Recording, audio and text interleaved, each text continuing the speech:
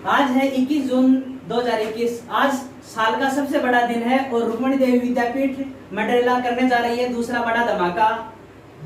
3 जून 2021 से 12वीं साइंस की ऑनलाइन कक्षाएं शुरू की जा चुकी हैं और आज से हम 21 जून 2021 से 10वीं की ऑनलाइन कक्षाएं शुरू कर रहे हैं। आज मैं आपको साइंस विषय पढ़ाने जा रहा हूं, जिसका पहला यूनिट है रासायनिक अभिक्रिया तथा समीकरण।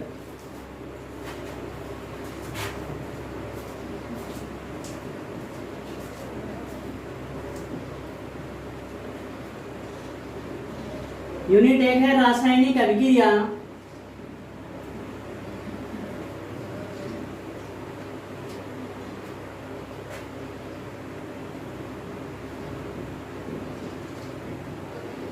तथा रासायनिक समीकरण।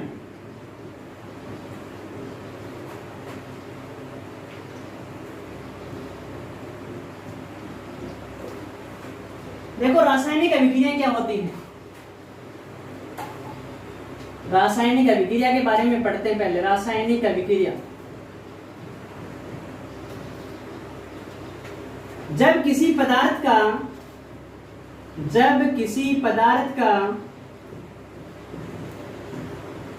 रासायनिक संगठन परिवर्तित होकर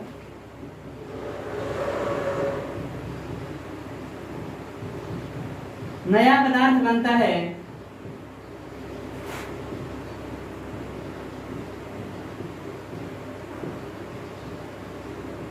जो मूल पदार्थ से पूर्णतया भिन्न होता है।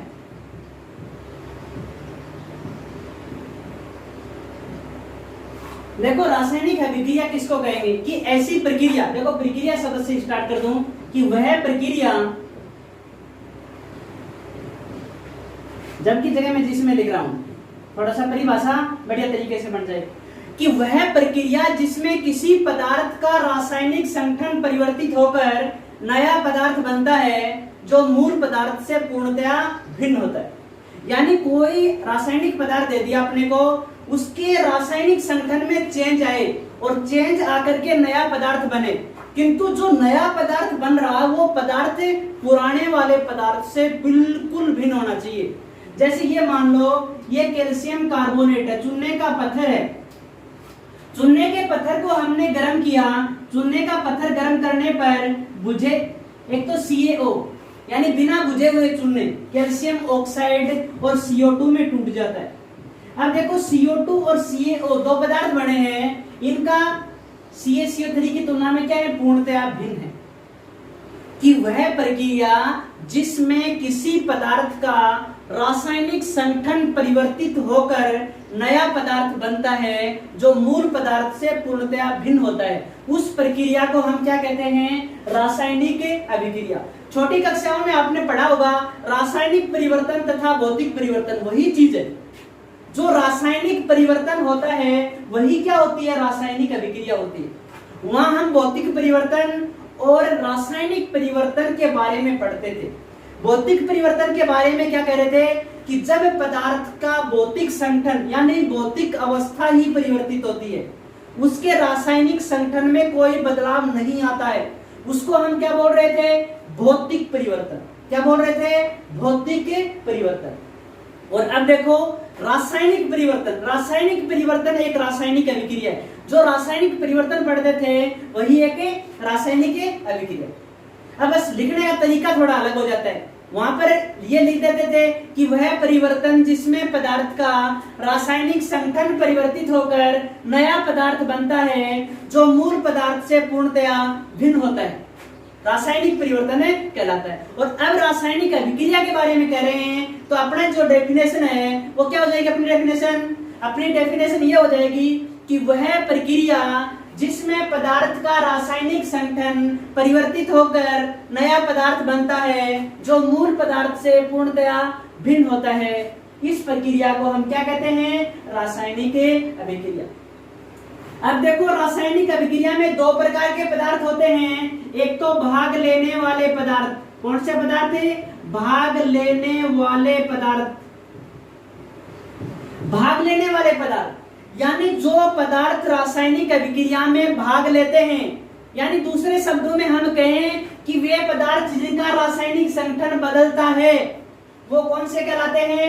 अभिकारक कहलाते हैं। क्या कहलाते हैं? अभिकारक। वे पदार्थ जो रासायनिक अभिक्रिया में भाग लेते हैं तथा जिनका रासायनिक संगठन बदलता है या परिवर्तित होता है, क्या कहलाते हैं? अभिकारक कहलाते हैं। अब दूसरे होते हैं उत्पाद। दूसरे पदार्थ होते हैं उत्पाद यानी बनने वाले पदार्थ। तो हम क्या कहेंगे? परिभाषा वही होगी कि रासायनिक अभिक्रिया में बनने वाले नए पदार्थ क्या कहलाते हैं? उत्पाद कहलाते हैं। रासायनिक अभिक्रिया में बनने वाले नए जो पदार्थ हैं यानी जिनका रासायनिक संगठन परिवर्तित होकर बना है नए, यानी रासायनिक संगठन जिनका चेंज हो रहा था वो क्या थे? अभिकारक। इनका रासायनिक संगठन परिवर्तित नहीं, परिवर्तित होने के बाद जो पदार्थ बने हैं वो पदार्थ कौन से कहलाएंगे? उत्पाद। तो अपनी ये तीन डेफिनेशन हुई, कौन सी? रासायनिक अभिक्रिया।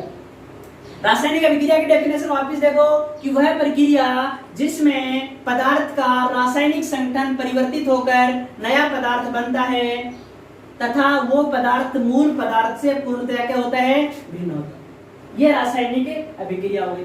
अभिकारक के बारे में परिभाषा देंगे तो क्या देंगे कि रासायनिक अभिक्रिया में भाग लेने वाले पदार्थ जिनका रासायनिक संगठन बदलता है अभिकारक कहलाते हैं। फिर उत्पाद, रासायनिक अभिक्रिया में बनने वाले नए पदार्थ क्या कहलाते हैं? उत्पाद कहलाते हैं। तो तीन बात हो गई, रासायनिक अभिक्रिया, अभिकारक और उत्पाद। अब देखो हम रासायनिक समीकरण के बारे में पढ़ते। अभी बताया कि रासायनिक समीकरण हो या रासायनिक अभिक्रिया हो, देखो क्या अंतर होता है। रासायनिक समीकरण और रासायनिक अभिक्रिया में कितना अंतर होता है कि रासायनिक अभिक्रिया में जो भाग लेने वाले पदार्थ हैं यानी CaCO3 यहाँ भाग ले रहा है, इसको हम क्या कहेंगे? अभिकारक कहेंगे। और बनने वाले जो पदार्थ हैं वो क्या हैं? उत्पाद। इसको हम उत्पाद कहेंगे और इसको हम क्या कहेंगे? अभिकारक कहेंगे। ये अभिकारक है और ये क्या है? उत्पाद है। देखो अभिकारकों तथा उत्पाद, अब यहाँ अभिकारक एक है, एक से ज्यादा भी हो सकते हैं। यहाँ उत्पाद दो हैं, उत्पाद भी दो या दो से अधिक हो सकते हैं। एक भी हो सकता है, दो भी हो सकते हैं और दो से अधिक भी हो सकते हैं। तो देखो यहाँ अभिकारक को हमने एक सूत्र के रूप में प्रदर्शित कर रखा है, इसका नाम है कैल्शियम कार्बोनेट, किंतु हमने प्रदर्शित कर रखा है CaCO3 और फिर तीर का निशान लगाया। फिर ये कैल्शियम ऑक्साइड है, हमने कैल्शियम ऑक्साइड नहीं लिखा, यहाँ लिख दिया CaO। ये है कार्बन डाइऑक्साइड, किंतु हमने लिख दिया CO2। यानी इसको सूत्रों के रूप में, यदि परमाणु होता तो प्रतीकों के रूप में दर्शा देते। यानी रासायनिक अभिक्रिया में भाग लेने वाले तथा बनने वाले पदार्थों को या तो हम सूत्र के रूप में दर्शाएं या प्रतीक के रूप में दर्शाएं और फिर उसे एक समीकरण के रूप में लिखें, उसे हम क्या कहते हैं? रासायनिक समीकरण।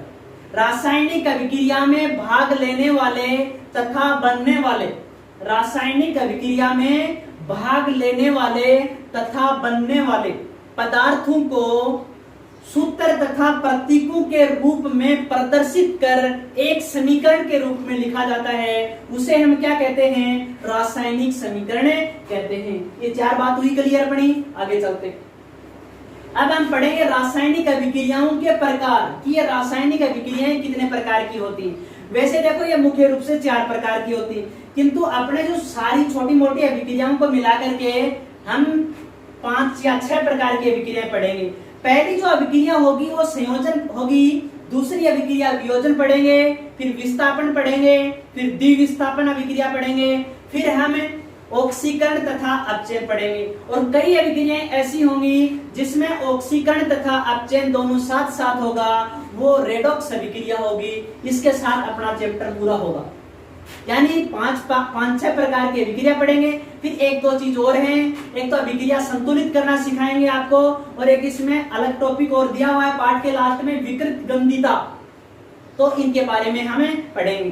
तो अब हम कौन सा टॉपिक पढ़ने जा रहे हैं? रासायनिक अभिक्रियाओं के प्रकार। रासायनिक अभिक्रिया पढ़ ली, अभिकारक पढ़ लिए, उत्पाद पढ़ लिए, फिर हमने रासायनिक समीकरण को पढ़ लिया। रासायनिक समीकरण के जस्ट बाद हम पढ़ेंगे रासायनिक अभिक्रियाओं के प्रकार। देखो, जो रासायनिक अभिक्रियाएं होती हैं वो निम्न प्रकार की होती है, कह सकता हूं।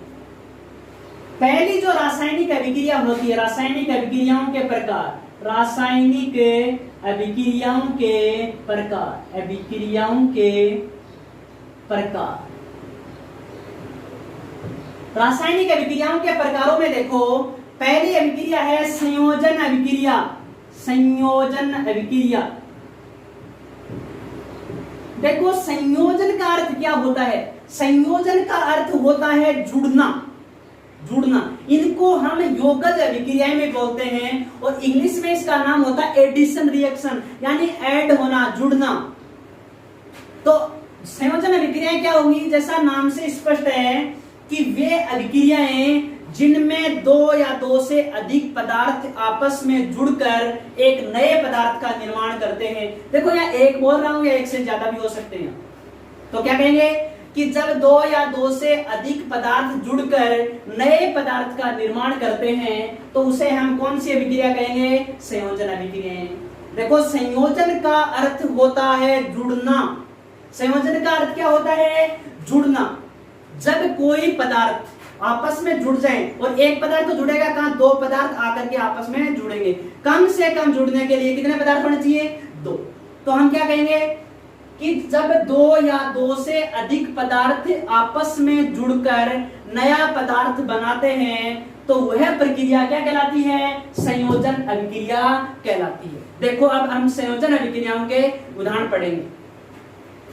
संयोजन अभिक्रिया का जो पहला उदाहरण है वो होगा बुझे हुए चूने का निर्माण। बुझे हुए चूने का निर्माण। देखो जैसा नाम से स्पष्ट है, बुझा हुआ चूना, यानी इसको बुझाया गया है। क्या गया है? बुझाया गया है। तो पहले ये चूना था तो अब बुझा हुआ चूना। देखो कैल्शियम जो ऑक्साइड होता है CaO, ये सूत्र है कैल्शियम ऑक्साइड का, यानी इसको बिना बुझा हुआ चूना भी बोलते हैं। बिना बुझा हुआ चूना, बुझा हुआ चूना, इसको क्या बोलते हैं? बिना बुझा हुआ चूना। अब बिना बुझा हुआ चूना, अब बुझाया, जनरली कोई चीज बुझाई जाती है वो जल से बुझाई जाती है, यानी जो अपना CaO है, यानी कैल्शियम जो ऑक्साइड है, क्या इसका रासायनिक नाम? Calcium oxide. और सामान्य नाम इसका क्या है? बिना बुझा हुआ चूना, यानी बुझाया गया है। इसके लिए हमें किसकी आवश्यकता पड़ेगी? जल की पड़ेगी।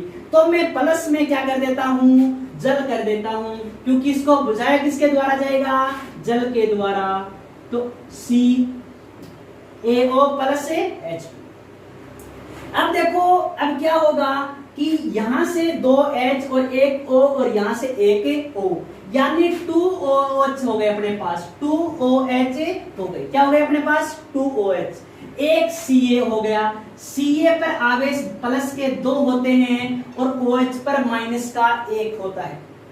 ये देखो आवर्त सारणी आई थी, वैसे 9th में भी आई थी, मान लो संयोजकता के बारे में, और आपको आगे के लेसनों में बताएंगे। यहाँ जनरली ये समझो कि CaO पर प्लस 2 आवेश होता है, क्योंकि ये दूसरे वर्ग का तत्व है। इसका अध्ययन हम विस्तार से 5 के लेसन में करेंगे। अब यहाँ इतना ही समझो कि CaO पर प्लस 2 चार्ज और OH पर माइनस 1। अब 2 प्लस को उदासीन करने के लिए माइनस के कितने चाहिए? 2 चाहिए, यानी एक CaO के एक Ca के साथ 2 O जोड़ने होंगे। तो क्या होगा? CaOH2, यानी इसका नाम हो गया कैल्शियम हाइड्रोक्साइड। क्या नाम हो गया इसका? Calcium hydroxide. ये तो इसका क्या हुआ? रासायनिक नाम हुआ। और इसका जो जनरली जो नेम है, जैसे इसका नेम था, तो इसको बोलते हैं बुझा हुआ चूना। कभी कभी एग्जाम में एक क्वेश्चन कर लेता है कि बुझे हुए चूने का सूत्र लिखिए। बुझे हुए चूने का सूत्र लिखिए तथा इसका उपयोग सफेदी के रूप में किया जाता है। क्यों? या तो सीधा आपको दे देगा कि इसका उपयोग सफेदी के रूप में किया जाता है, या खुद पूछेगा कि बुझे हुए चूने का सूत्र लिखिए या रासायनिक सूत्र लिखिए तथा इसका उपयोग बताइए। या तो अपने से पूछ लेगा, या कभी कभी ये पूछ लेता कि इसका सफेदी के रूप में उपयोग क्यों किया जाता है। तो देखो ये तो अपना बुझा हुआ चूना बन गया। कैसे बना बुझा हुआ चूना?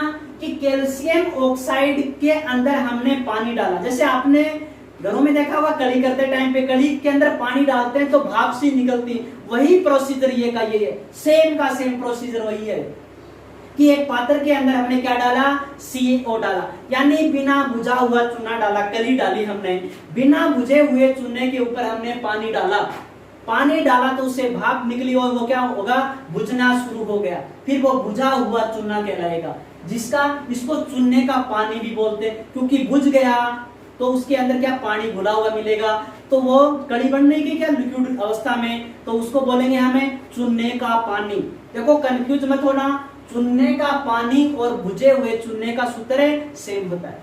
पूछ लेता है चूने के पानी का या बुझे हुए चूने का उपयोग सफेदी करने में किया जाता है। वो कैसे किया जाता है? देखो ये जो बुझा हुआ चूना होता है, बुझा हुआ चूना क्या होता है, CaOH2 होता है। ये देखो वातावरण में कौन सी गैस है, O2 भी है, N2 भी है और CO2। ये CO2 गैस से क्रिया करेगा, CO2 से क्रिया करके ये कैल्शियम ऑक्साइड की एक पतली परत बना लेगा और परत के ऊपर थोड़ी थोड़ी नमी रहेगी। 2-3 दिन में ये नमी सूख जाएगी, 2-3 घंटों में। देखो गर्मियों के दिनों में तो 2-3 घंटे में सूख जाती है, 2-3 घंटे या 2-3 दिन बाद में इसकी सारी की सारी नमी बाहर निकल जाती है। और सारी की सारी नमी बाहर निकलने से इसमें एक विशेष प्रकार की चमक आ जाती है और ये दीवारों को क्या बना देती है, चमकीला। इसी कारण बुझे हुए चूने का उपयोग इसके लिए किया जाता है, सफेदी के रूप में किया जाता है। देखो अपनी संयोजन अभिक्रिया थी, संयोजन अभिक्रिया का जो पहला उदाहरण करवाया वो क्या करवाया आपको, बुझे हुए चूने का निर्माण। क्या करवाया, बुझे हुए चूने का निर्माण। देखो बुझे हुए चूने का निर्माण कैसे हुआ कि हमने कैल्शियम ऑक्साइड को लिया, यानी बिना बुझे हुए चूने को लिया, उसके ऊपर हमने क्या डाला, पानी डाला, तो क्या बन गया, बुझा हुआ चूना। बना कैसे, कैल्शियम पर +2 OH पर -1, यानी Ca के साथ 2 क्या जुड़ गए, OH हाइड्रोक्साइड जुड़ गए। इसका रासायनिक नाम है कैल्शियम ऑक्साइड और इसका नाम है कैल्शियम हाइड्रोक्साइड। ये सामान्य नाम में बुझा हुआ चूना और ये बिना बुझा हुआ चूना।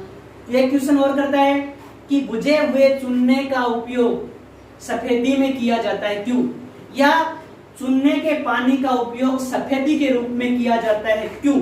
तो हम क्या कहेंगे यहाँ पर, तो हम यहाँ कहेंगे कि जो बुझा हुआ चूना है वो किससे क्रिया करेगा, वातावरण में उपस्थित CO2 से क्रिया करेगा और एक चूने के पत्थर की यानी कैल्शियम कार्बोनेट की, चूने के पत्थर बोलते हैं इसको, कैल्शियम कार्बोनेट की एक चमकीली परत दीवारों के ऊपर बना लेगा और दीवारों पर क्या आ जाएगी, चमक आ जाती है। इस कारण बुझे हुए चूने का उपयोग सफेदी के रूप में किया जाता है। ये अपना पहला उदाहरण है, ठीक है, और यही ज्यादा इंपॉर्टेंट उदाहरण था पहले वाला, संयोजन अभिक्रिया। ठीक है, परीक्षा में क्वेश्चन पूछता है तो ये पूछा संयोजन अभिक्रिया किसे कहते हैं। क्वेश्चन क्या आता है, संयोजन अभिक्रिया किसे कहते हैं, बुझे हुए चूने के निर्माण का रासायनिक समीकरण लिखते हुए इसकी विधि का नामांकित चित्र बनाइए। अब कोई ऐसी विधि नहीं है नामांकित चित्र, बस एक आपको बीकर बनाना है, उसके अंदर थोड़ा सा चूना डालना है, ऊपर से H2O यानी Ca और इसके यहाँ लिख देंगे और यहाँ H2O लिख देंगे। ये डायग्राम होगा, छोटा सा बीकर है, ठीक है ना। डायग्राम आपको मिल जाएगा नोट्स के अंदर, ठीक है ना, नोट्स से भेजूंगा आपको PDF के रूप, ठीक है। ये संयोजन अभिक्रिया। संयोजन अभिक्रिया का जो पहला उदाहरण है वो कौन सा था, बुझे हुए चूने का निर्माण। दूसरा देखो, दूसरा उदाहरण है कोयले का दहन। कोयले का दहन, यहाँ दहन का अर्थ होता है जलाना। ध्यान से देखना कि संयोजन अभिक्रिया का दूसरा उदाहरण पढ़ रहे हैं। दूसरा उदाहरण हम क्या कर रहे हैं, पढ़ रहे हैं। दूसरा उदाहरण पढ़ रहे हैं तो दहन, कोयले का दहन। दूसरा उदाहरण क्या है, कोयले का दहन। दहन का अर्थ होता है जलाना। दहन का अर्थ क्या होता है, जलाना। यानी ये कोयला है सी, यानी कार्बन है, कोयला भी कार्बन का एक एक्स्ट्रा सी की क्रिया हमने O2 से करवाई। ध्यान रखना किसी भी चीज का दहन करो, दहन किसका होता है, हमेशा उस पदार्थ का, और करने वाली कौन होती है, ऑक्सीजन। यानी ये कहें कि दहन हमेशा ऑक्सीजन की उपस्थिति में होता है। ऑक्सीजन के बिना हम किसी भी पदार्थ को जला नहीं सकते। यानी ऑक्सीजन का काम क्या होता है, जलाना, और हाइड्रोजन का काम होता है खुद जलना। हाइड्रोजन गैस होती है वो खुद जलती है, और ऑक्सीजन होती है वो दूसरों को जलाती है। यानी जलाने में सहायक है किंतु खुद नहीं जलती है। ये कौन नहीं जलती है, खुद ऑक्सीजन खुद नहीं जलेगी। यानी जहां दहन का जिक्र होता है, दहन का अर्थ होता है जलाना, किसी चीज को फूकना, यानी वो जल रही है।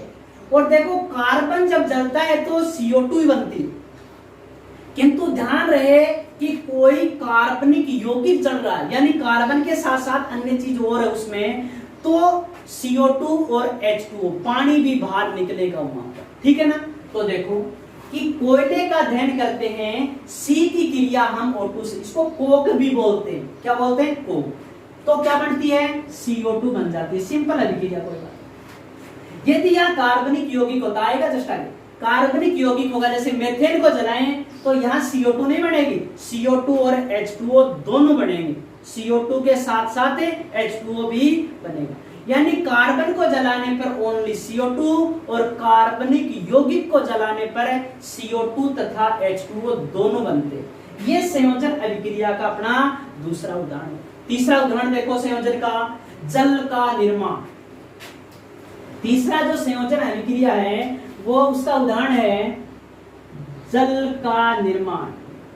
अब देखो हम छोटी कक्षाओं में छठी पांचवी से पढ़ते आ रहे हैं कि 2 मोल हाइड्रोजन तथा 1 मोल ऑक्सीजन, यानी 2 परमाणु हाइड्रोजन के और 1 परमाणु ऑक्सीजन का आपस में मिलकर के जल का निर्माण करते हैं, पढ़ते आ रहे हैं छोटी कक्षाओं में। तो यहाँ देखो हम अणु के रूप में लेंगे, देखो H2 का एक अणु और ऑक्सीजन का आधा अणु, एक जल में ये होता है, किंतु कई कहते हैं हम आधा अणु कैसे लें, पूरा ही लेंगे। तो यहाँ हाइड्रोजन दुगुना होता है, तो हाइड्रोजन के 2 अणु और ऑक्सीजन का 1 अणु आपस में क्रिया करेंगे और क्या बनाएंगे, 2 जल के अणु।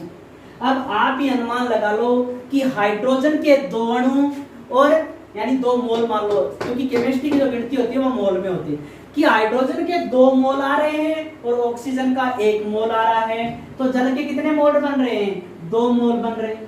यानी जल का 1 मोल बनने में, यानी जल का 1 अणु बनने में क्या होता है, वैसे देखो बड़ी कक्षाओं में अणु और मोल में अंतर होता है, कि तो आप जनरली एक ही चीज समझो 10वीं तक, क्योंकि बड़ी कक्षाओं में मोल अलग चीज होती है और जो अणु होते हैं वो अलग होते हैं।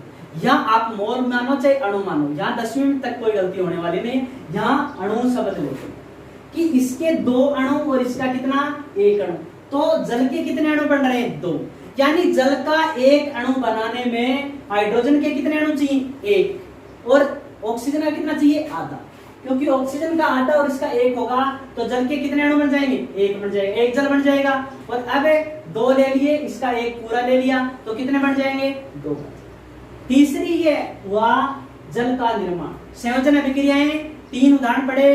पहला पढ़ा बुझे हुए चूने का निर्माण, दूसरा हमने पढ़ा कोयले का दहन, और तीसरा क्या पढ़ा हमने, तीसरा हमने पढ़ा जल का निर्माण। अभिक्रिया क्या थी, उसकी रासायनिक अभिक्रिया थी CaO प्लस H2O, यानी CaO के अंदर पानी डाला, क्या बन गया, CaOH2। फिर हमने कोयले का दहन किया, C plus O2 CO2, C plus O2 CO2। फिर हमने जल का निर्माण किया, 2H2 प्लस O2 2H2। यानी ये 3 उदाहरण किसके हैं, संयोजन अभिक्रिया के। एग्जाम में क्वेश्चन या तो संयोजन अभिक्रिया किसे कहते हैं, उसका उदाहरण दीजिए। ये आपको बताया था सबसे इंपॉर्टेंट उदाहरण कौन सा है, पहले नंबर। अब एक क्वेश्चन और करता है कि संयोजन अभिक्रियाएं ऊष्माक्षेपी होती, यानी मैं आपको कहना चाह रहा हूं कि संयोजन अभिक्रियाएं ऊष्माक्षेपी होती हैं। ऊष्माक्षेपी का अर्थ था क्षेपण बाहर निकलना, क्षेपण का अर्थ होता है क्या, बाहर निकलना। यानी रासायनिक अभिक्रिया के दौरान जब ऊष्मा बाहर निकलती है तो उस अभिक्रिया को हम कौन सी अभिक्रिया बोलते हैं, ऊष्माक्षेपी। यानी जो संयोजन अभिक्रियाएं हैं, संयोजन अभिक्रियाएं कौन सी होती हैं? ऊष्माक्षेपी होती है। किंतु कभी कभी अलग से क्वेश्चन कर लेता है, ऊष्माक्षेपी अभिक्रिया किसे कहते हैं? ये नहीं कहता संयोजन अभिक्रियाएं कैसी होती, ये पूछे कि संयोजन अभिक्रियाएं कैसी होती हैं, तो हम क्या कहेंगे? ऊष्माक्षेपी होती। कैसी होती है? ऊष्माक्षेपी। किंतु क्वेश्चन कर ले कि ऊष्माक्षेपी अभिक्रिया किसे कहते हैं, उदाहरण दीजिए, तो आप कहोगे कि हमें तो संयोजन पढ़ा, ऊष्माक्षेपी पढ़ा नहीं। यानी ऊष्माक्षेपी पूछे तो आप संयोजन की कोई भी अभिक्रिया लिख सकते हो, वही ऊष्माक्षेपी। किंतु प्लस में क्या लिखना पड़ेगा? प्लस ऊष्मा, क्योंकि ऊष्मा बाहर निकले जाएगी, प्लस में ऊष्मा बाहर निकल जाएगी। तो देखो ऊष्माक्षेपी अभिक्रिया चल रही है यहाँ पर। क्या चल रही है? ऊष्माक्षेपी। ऊष्माक्षेपी जब अभिक्रिया चल रही है तो ऊष्माक्षेपी की हम अलग से परिभाषा देंगे। क्या देंगे? कि वे अभिक्रियाएं जिनमें उत्पाद निर्माण के साथ साथ, क्या कहेंगे? कि वे अभिक्रियाएं जिनमें उत्पाद निर्माण के साथ साथ, क्या कहेंगे? कि वे अभिक्रियाएं जिनमें उत्पाद निर्माण के साथ साथ क्या होती है? ऊष्मा बाहर निकलती है, ऊष्माक्षेपी अभिक्रियाएं कहलाती है। कि वे अभिक्रियाएं जिनमें क्या होता है? उत्पाद बनने के साथ साथ ऊष्मा बाहर निकलती है, वो अभिक्रियाएं कौन सी कहलाती हैं? ऊष्माक्षेपी अभिक्रियाएं कहलाती। ठीक है, अब देखो ऊष्माक्षेपी के अलग से उदाहरण दे देता हूं, पर ध्यान रखना कि ऊष्माक्षेपी और संयोजन अभिक्रियाओं के उदाहरण एक ही, ठीक है ना? तो देखो दो नए उदाहरण और देता हूं। प्राकृतिक गैस का दहन, प्राकृतिक गैस का दहन। देखो प्राकृतिक गैस होती है वो कौन सी होती है? मेथेन होती है। मीथेन भी बोलते हैं वैसे इंग्लिश में मीथेन, और वैसे हिंदी नाम क्या है इसका? मेथेन। देखो मेथेन का दहन, अभी भी दहन नाम आपको पहले भी बताया था। दहन का अर्थ होता है वायु की उपस्थिति में, यानी ऑक्सीजन की उपस्थिति में किसी को जलाना, क्या कहलाता है? दहन कहलाता। अब देखो C तो कार्बन था और CH4 क्या है? कार्बनिक यौगिक। कार्बनिक यौगिक को हम O2 की उपस्थिति में क्या करते हैं? जलाते। तो क्या बनता है? देखो आपको बताया था कि कार्बनिक यौगिक जब जलता है तो CO2 और H2O दोनों बनते हैं। कार्बन डाइऑक्साइड और जल दोनों बनेंगे। कब बनेंगे? जब कार्बनिक यौगिक को ऑक्सीजन की उपस्थिति में जलाते हैं तो कार्बन डाइऑक्साइड तथा जल दोनों बनते हैं, और जब कार्बन को जलाते हैं तो सिर्फ कार्बन डाइऑक्साइड गैस बनती है। अब संतुलित कर देते हैं। देखो संतुलित करना अलग से भी सिखाऊंगा। यहाँ हाइड्रोजन के कितने हैं? 4, और इधर हाइड्रोजन कितने? 2, तो 2 दूनी 4। ऑक्सीजन 2 तो ये हो गए, 2 ये हो गए, 4, तो 2 और 2 हो गए। संतुलित करना अलग से सिखाएंगे। तो ये ऊष्माक्षेपी, वैसे संयोजन भी बोल सकते हैं, किंतु ऊष्माक्षेपी के अलग से उदाहरण और दिए, जबकि सेम ही उदाहरण।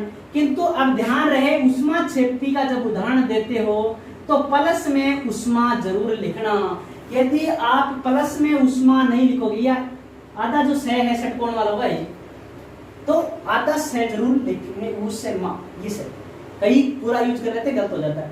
तो देखो प्लस में क्या लिखेंगे? ऊष्मा, ये या हीट लिख सकते हो इंग्लिश में HEAT, ठीक है ना? ऊष्मा बाहर निकल। अब देखो अपनी जो श्वसन क्रिया होती है, श्वसन क्रिया, श्वसन क्रिया जब होती है तो भी हमें एनर्जी मिलती है। यानी श्वसन जो रासायनिक अभिक्रिया है उसमें भी क्या होता है? ऊष्मा मुक्त होती है। इसी कारण वो कौन सी है? ऊष्माक्षेपी। उसमें क्या होता है? ग्लूकोज होता है। देखो ग्लूकोज का सूत्र क्या होता है? C6H12O6 क्या होता है? C6H12O6 यानी C6H12O6। ये किसका सूत्र है? ग्लूकोज का, ग्लूकोज। अब आपको पता है श्वसन क्रिया, देखो यहाँ दहन और श्वसन देखना, दहन भी ऑक्सीजन की उपस्थिति में और श्वसन भी ऑक्सीजन की उपस्थिति में। ध्यान रखें, चाहे पौधे श्वसन क्रिया करो चाहे जंतु करो, श्वसन क्रिया में हमेशा, यानी सांस लेने में हमेशा ऑक्सीजन ही प्रयुक्त होती है। क्या होती है? ऑक्सीजन। तो देखो ग्लूकोज की क्रिया O2 से करवाएंगे। जब ग्लूकोज O2 से क्रिया करेगी तो जब हम श्वसन क्रिया करते हैं तो CO2 बाहर निकालते हैं और साथ में जल भी निकलता है। देखो CO2 प्लस H2O बाहर निकल जाते हैं। क्या निकल जाते हैं श्वसन क्रिया में? CO2 प्लस H2O बाहर निकल जाते हैं और हमें ऊर्जा मिलती है, या उष्मा, ऊर्जा कर दो या उष्मा कर दो, ठीक है। प्लस में ऊर्जा भी लिख सकते हो या उष्मा भी लिख सकते हो। ऊर्जा मुक्त होना, ऊर्जा उष्मा के रूप में मुक्त होती है। अब देखो संतुलित करते हैं, C कितने 6, तो इधर भी 6 लगा दिए। जल के कितने हैं? देखो 6 हो गए, 12 हैं, तो यहाँ कितने लगा दिए? 6। अब ऑक्सीजन देखो कितने 6 और 6 दूनी 12, इधर 6 ही है तो 6 दूनी, यानी आपको परीक्षा में क्वेश्चन कर ले श्वसन की रासायनिक अभिक्रिया का समीकरण लिखिए या श्वसन क्रिया का रासायनिक समीकरण लिखिए, तो हम क्या लिखेंगे? C6H12O6 plus 6O2 6CO2 plus 6H2O plus में ऊर्जा।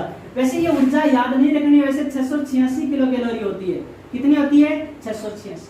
आपको सिर्फ इतना याद रखना है, प्लस ऊर्जा। हम खाद्य सब्जियां इनको बाहर फेंकते हैं तो इनमें भी क्या होता है? अपघटन होता है और उष्मा बाहर निकलती है। किंतु उष्मा क्षेपी में आपके इंपोर्टेंट उदाहरण 2 ही है। कौन सा? प्राकृतिक गैस का दहन, यानी ये क्वेश्चन कैसे कर लेता है? प्राकृतिक गैस के दहन का रासायनिक समीकरण लिखिए। ये क्वेश्चन कर लेता है श्वसन क्रिया का रासायनिक समीकरण लिखिए। रासायनिक अभिक्रिया को ऐसे पढ़ने की आवश्यकता नहीं है कि CH4 तथा O2 क्रिया करके CO2 तथा जल बनाते, नहीं। सीधा पूछेगा, क्या पूछेगा कि प्राकृतिक गैस के दहन का रासायनिक समीकरण लिखिए, तो क्या लिखेंगे? CH4 plus 2O2 CO2 plus 2H2 और प्लस में उष्मा, या उष्मा क्षेपी अभिक्रिया के कोई 2 उदाहरण दीजिए, तो ऊपर रहा नीचे। श्वसन का रासायनिक समीकरण लिखिए, आंसर वही रहना C6H12O6 प्लस 6O2, यहाँ CO2 और जल बनती है। हम जानते हैं कि ऑक्सीजन लेते हैं और CO2 छोड़ते हैं, किसमें? श्वसन क्रिया में। होता क्या? कार्बोहाइड्रेट, ग्लूकोज एक कार्बोहाइड्रेट है, ऑक्सीजन की उपस्थिति में हो रहा है, CO2 बाहर निकल रही है, साथ में पानी बढ़ गया और ऊर्जा बाहर निकल गई। आज ये अपनी संयोजन अभिक्रियाएं पूरी हुई। कल हम वियोजन पढ़ेंगे और वियोजन से आगे भी पढ़ेंगे, ठीक है ना। और ये ध्यान से देखना, ठीक है ना। आपको PDF के द्वारा नोट्स भी मिले जाएंगे, टेंशन मत लो, ध्यान से पढ़ना।